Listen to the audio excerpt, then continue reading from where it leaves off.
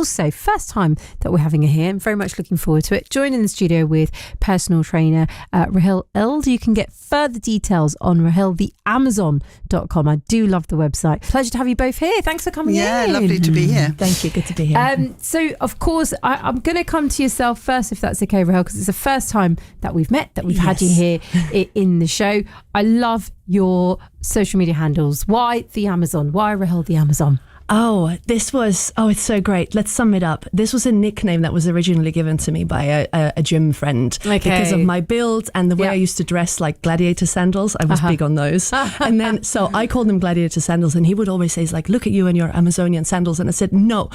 Anyway, when it became when it came to the time that I had to pick a new handle and just sort of make it a professional thing, it started as a tongue-in-cheek joke. And then I think I just grew into her. Yes. And that is who I am. It's not just the physical side of it, but it's just a strong woman, mentally and physically. That's the beginning of I already know that Carrie's going to have thoughts on this. What do you think? Oh yeah, I love the idea of strong women. I do a lot of work for positivity for women, pro women workshops in the in businesses and professionally, and I'm just I'm very pro woman, so that's a lot of my work that I do, is to help women find the confidence to really be who they are. Yeah, it's not always easy, it must be said, but it's quite something, the way in which you not just embody it physically but mentally. That's an amazing thing. Let's go straight to your story, which we've already discussed off air, so we've got to do all of that again. Let's do on it air. I can't wait. Can you set the context? Because this video has already amassed 14 plus million views on Instagram,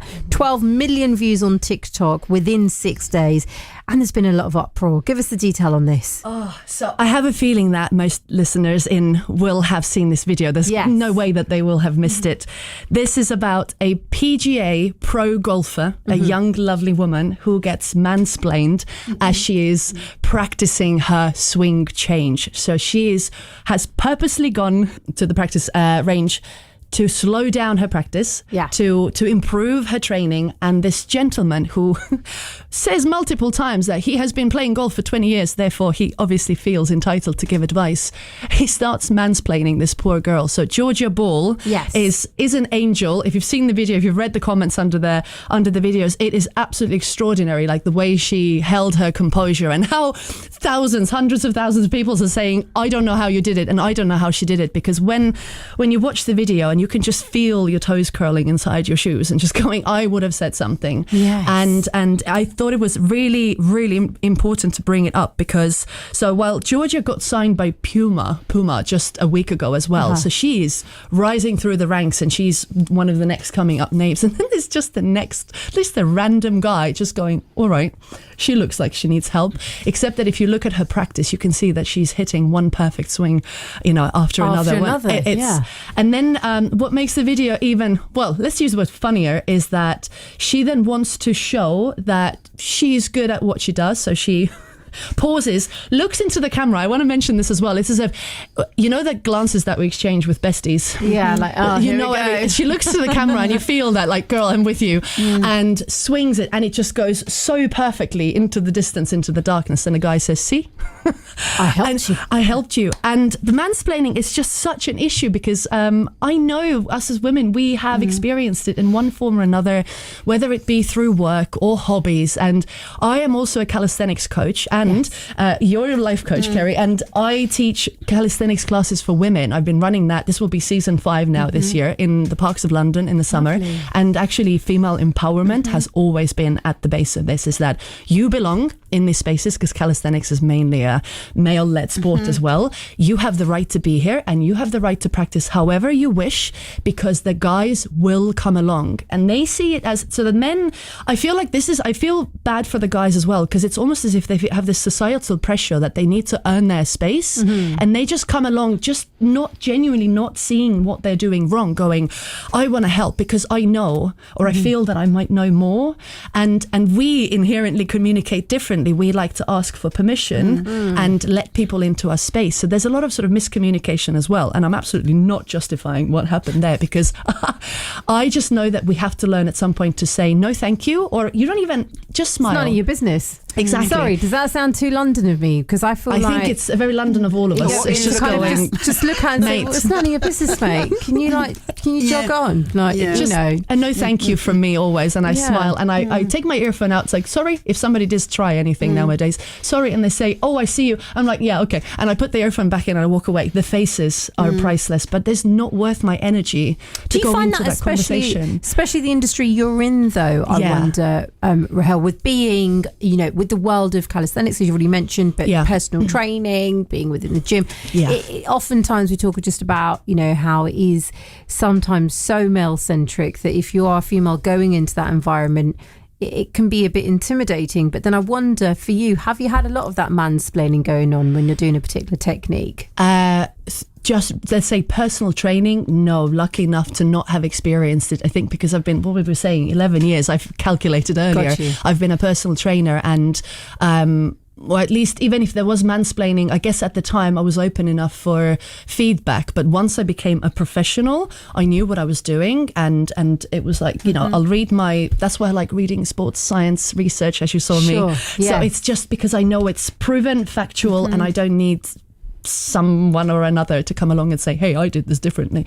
But I do see, so I'm 38, just for context, might help. So I've been around a little while. In the gym, I feel absolutely confident. Just spoke to a guy in the gym today. He said, wow, like, you just know that when you look at her, you're going to trust what she says, because you can see that she knows what she's doing. But then sometimes there's a sort of less confident men, more insecure men, who find it as a sort of like a challenge. I'm going to see, and So when it comes to calisthenics, online, you might come across it, maybe not. There's a lot of war. It's perfectionism. That's the problem. So anybody can get criticized if you're moving just so much out of alignment. But that's that's for new beginners listening. In calisthenics or training, don't worry. There's always going to be one. You do not have to listen to them. Don't engage. Smile and move on and just say thanks. I know what I'm doing. What are your thoughts on this, Carrie? I feel like you can have a strong perspective, because this story, rightfully so, as Rahel says, has gone viral. Everyone's been talking about it. Yeah, it's quite interesting because, as I said before, I do a lot of work with my women clients about women empowerment, and basically it's about understanding that a lot of women are people pleasers, but that's because we've been conditioned to be people pleasers from when we are very young. So if, for example, I do this analogy, so if George jumps up on the sofa and he opens his arms and says, I'm brilliant, you go, yes George, you are, but that's fine. But if Sarah jumps up and says, I'm brilliant, it's usually, but nobody likes to show off, Sarah. Do you know what I mean? You're sort of told to contain it. Why? It's well meant, because people don't want you going out there and not be liked and everything. But what that's doing is it's bringing up little girls to learn to be people pleasers and learn to sort of be more passive. You just have to look at, there's a lot of things in social media about, assertiveness with women. And assertiveness is just the ability to have a voice and to say what you feel at that time. It doesn't need to be antagonistic, but it is about empowerment. So it's feeling strong in yourself enough to be able to say, and it may well be that this golf pro decided to play it that way. That's no problem. It's where it's coming from. Is it coming from because you don't feel that you are able to actually put in the boundaries, or is it a choice? Do you have thoughts on that? That's exactly what I took a screenshot of this comment, even because I was reading through, and for entertainment purposes, because they were hilarious. So please do go and listen, go and read, and you will have a laugh. And then to one comment, there was a woman said, genuine question, why didn't you say that I'm a pro, I know what I'm doing, or just, I know what I'm doing? And there were people defending her, and she said, thank you for this comment. I get this type of advice a lot when on the golf course as well as on the range. Over time, I have become a lot more self-conscious of my swing and how I look when I'm playing. And then personally, it's very unnatural for me to tell somebody that I am a pro.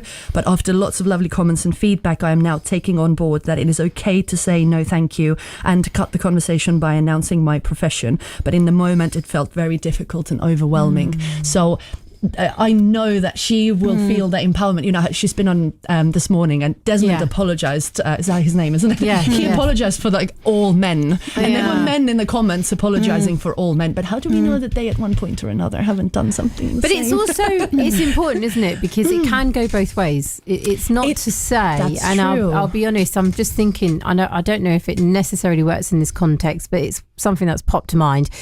You know, the amount of times that I remember Sonny's grandmother, who's no longer with us, my husband's gran, you know, and dare my husband walk into the kitchen, and she would, even though he knew exactly what he was doing, you know, Big Mum would start having to like explain and you know, he kind of at that point realised that, okay, you know, I'm going to respect what she's got to say rather than just saying, no, I know what I'm doing. So it can work both ways depending on, you know, any type of a situation that you're in. That's why, because that's at home. You know, and we know there's lots of cultures. Family dynamics. Your culture, that's Punjabi, true. my culture, the Italian. Mama rules the house and the kitchen. Do you know what I mean? Sure. So, but does she rule outside? That's the thing. Interesting. It's a very valid point. If you'd like to weigh in on this conversation, please do.